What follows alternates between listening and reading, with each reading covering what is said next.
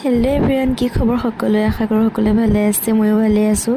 আৰু বহুত দিনৰ মূৰত এটা মিনি ব্লগ লৈ আহিলোঁ। আৰু এইফালে মই আজি ভাবিলোঁ মাংস ৰেচিপি অলপকৈ বনাই দিওঁ।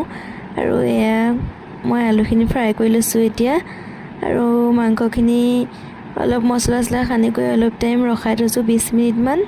আৰু এইফালে ৰেডি হৈ গ'ল। আৰু এইফালে মই পিঁয়াজ দি দিলোঁ, পিঁয়াজখিনি ভাজি লৈছোঁ এতিয়া ধুনীয়াকৈ।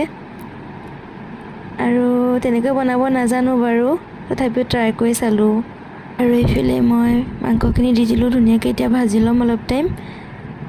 আৰু কোনে কোনে মোৰ ভিডিঅ'বোৰ চাই ভাল পায়, লাইক কমেণ্ট শ্বেয়াৰ, চেনেলটো ছাবস্ক্ৰাইব কৰি দিব।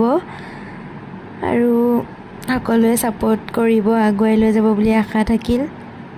আৰু এইফালে অলপ নহৰু দি দিছোঁ ধুনীয়াকৈ। এতিয়া নহৰুখিনি পেলাই আৰু অলপ ভাজি ল'ম। আৰু এতিয়া ফ্ৰাই কৰি থোৱা আলুখিনি দি দিলোঁ ধুনীয়াকৈ। এতিয়া আকৌ ভাজি ল'ম, ভাজি কৰি ধুনীয়াকৈ এতিয়া অলপ টাইম ভাজি থাকিম।